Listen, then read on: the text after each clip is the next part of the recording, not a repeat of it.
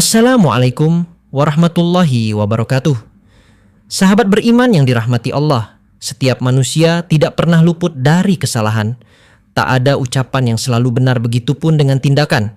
Sehingga kesalahan-kesalahan yang diperbuat baik, disengaja maupun tidak akan berujung pada dosa. Bahkan mungkin tanpa disadari, perbuatan dosa ini sering dilakukan berulang. Kendati demikian, kita tidak boleh larut dalam dosa dan berputus dari rahmat-Nya. Apabila terlanjur melakukan dosa, maka segeralah bertaubat dan kembali kepada Allah Subhanahu wa Ta'ala. Sesungguhnya Allah Subhanahu wa Ta'ala yang Maha Pengampun selalu membuka pintu maaf bagi hambanya yang mau taubat. Dan bertobatlah kamu semua kepada Allah, wahai orang-orang yang beriman, agar kamu beruntung. Quran Surah An-Nur ayat 31. Sahabat beriman, ada 6 hal yang menjadi pertanda taubat diterima Allah Subhanahu wa Ta'ala. Pertama, dalam hati seorang yang bertobat lahir kesadaran bahwa dirinya tidak terpelihara dari dosa. Ini berarti kapanpun dirinya bisa terjerumus lagi ke dalam perbuatan dosa, baik dosa yang telah ditobati maupun dosa yang berbeda. Atas dasar itu, dia selalu berhati-hati menghadapi hal-hal yang sekiranya bisa mengantarkan dirinya jatuh lagi pada kubangan yang sama dan kembali berbuat nista. Kedua, mendapati hatinya sedikit gembira dan banyak bersedih. Bagaimana hatinya bisa bergembira karena senantiasa mempersiapkan dan memikirkan masa depan akhiratnya yang belum mendapat jaminan apa-apa.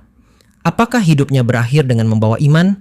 Itulah yang selalu direnungkan seorang yang bertobat, sehingga tak berani meluapkan kegembiraannya secara berlebihan, sebagaimana dalam sabda Rasulullah Shallallahu Alaihi Wasallam, yang artinya, siapa saja yang banyak mengingat kematian akan sedikit gembiranya dan sedikit rasa hasutnya.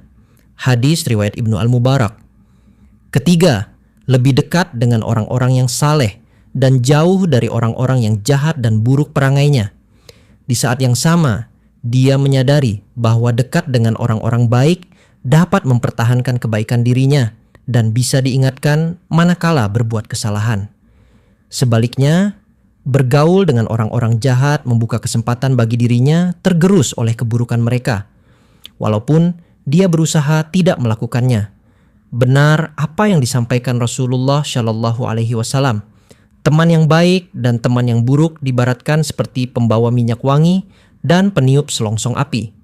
Pembawa minyak wangi akan menghembuskan aroma wangi kepadamu, sehingga engkau membeli minyak wanginya atau mencium aromanya. Sedangkan peniup selongsong api akan membakar pakaianmu, atau engkau mencium bau asap darinya. Hadis riwayat Al-Bukhari dan Muslim.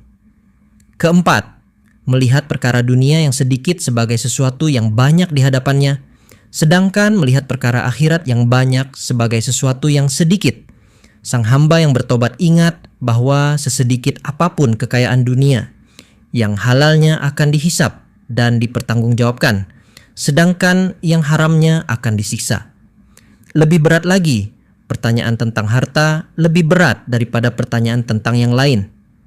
Soal ilmu misalnya, hanya ditanya, untuk apa ilmu itu dipergunakan? Sedangkan soal harta akan ditanya, dari mana harta itu didapatkan dan untuk apa harta itu dibelanjakan. Kelima, melihat diri dan hatinya sibuk dengan perkara-perkara yang dibebankan Allah kepada dirinya. Sedangkan terhadap perkara-perkara yang telah dijamin oleh Allah, tak sedikit pun meresahkannya. Di antara perkara yang dibebankan Allah adalah tuntutan syariatnya, taklif, baik tuntutan untuk dilaksanakan maupun tuntutan untuk ditinggalkan, baik yang bersifat wajib maupun yang bersifat sunnah. Sedangkan perkara yang telah dijamin diantaranya rezeki, umur, jodoh, kematian, dan sebagainya. Keenam, selalu menjaga lisan. Hal ini lahir dari kesadaran bahwa banyak membicarakan perkara yang tidak berguna, sama dengan mengantarkan dirinya kepada pintu kemaksiatan.